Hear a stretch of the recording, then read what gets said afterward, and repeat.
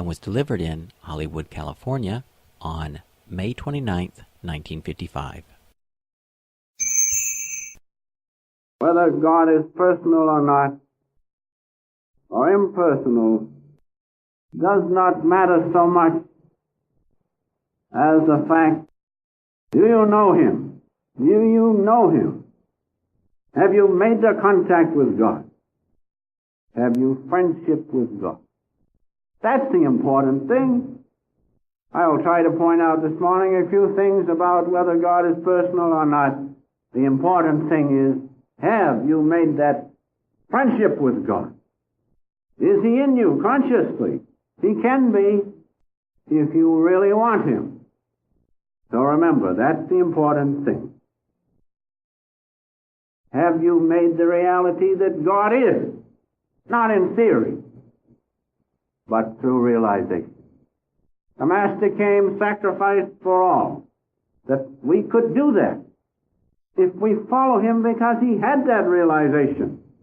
He had God in Him consciously. God manifested through Him in a dynamic, conscious way. He is in each and every one of us just the same as in the Master. But have we made Him dynamic to our consciousness? That's the point. That's the first thing. Now, to know about God in a personal or impersonal way, we have to know something about the nature of God. What is the nature of God? From the Hindu philosophy, we read that the aspects of God are His all-pervading consciousness and love, plus the power of that consciousness. Vishnu, as God's all-pervading love and presence in everything, plus the power of His presence, plus the quintessence, the power of which we see at this point, the power of God, the all-seeing eye, the single eye, the eye of God. That's what God's nature is. Omniscience, plus the power of His consciousness. Intelligence, plus the power of that consciousness. The Master calls it His omniscience, cosmic consciousness, God the Father, plus the cosmic energy, the power of God's consciousness. That is the nature of God. All-pervading. It's important to realize God's nature. All-pervading. In every atom, the smallest particle in the universe, to the greatest thing, is God's consciousness, made from His one consciousness. He is in everything, all-pervading, ever-present, always contacting every particle of Himself.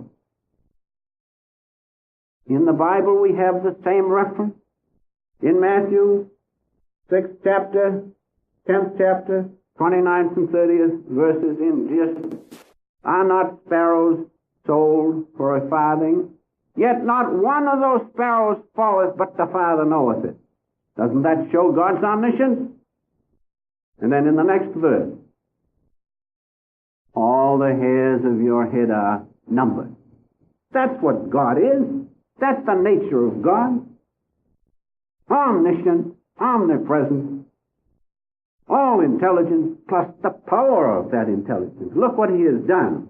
Universe upon universe He has made. He has made each and every one of us, intricate as we are. Everything is made from God's intelligence. By the power of His intelligence. That's what God is. Now surely you can see, as I point these things out, that God can be either personal or impersonal. He can be anything that you want when you once know Him, because you become one with God. And as He has all things, can do all things, so you can have Him in a personal way or an impersonal way. God created everything from His intelligence by first creating life. We must know these two or three things first. He created all things from His one cosmic consciousness in idea first. Then He created light. And in that light are the multitudinous ideas and forms of God. Now that has been projected as the physical universe and there's my body and your body. So everything is God's consciousness, is it not? Nothing else exists but that. Just like in your own dream consciousness, you can create in your dream all things. What is it made from? It's made from your dream consciousness. So all things are made from God's dream consciousness. God the Father, cosmic consciousness, is the substance of all things. It says a most beautiful thing in the Vedas, I copied down for you. Lord, when the entire universe is your own self, which place is not a shrine for your devotee? Any place. God is everything. Any place you want to sit, stand, feel, God is there.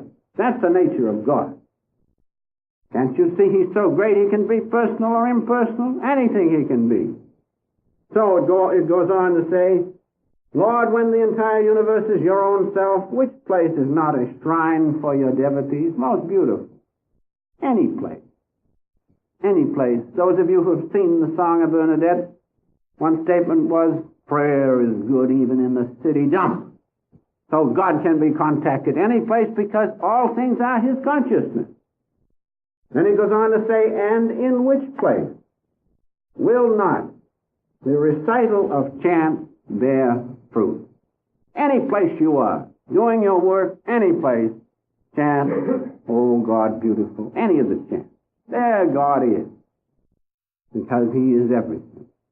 Even in the fulfillment of your senses, God is there. How do you taste? How do you touch and smell? Only because God is there. Everything is His consciousness. That's the first thing we have to learn in discussing this problem. God personal or impersonal. He being all can be to you either personal or impersonal. Whatever you want to make Him, He will be. Now going on just a bit, in the fullness of God's omniscience, all things are possible. He can be personal or impersonal. That's why in our prayer we say, Heavenly Father, Mother,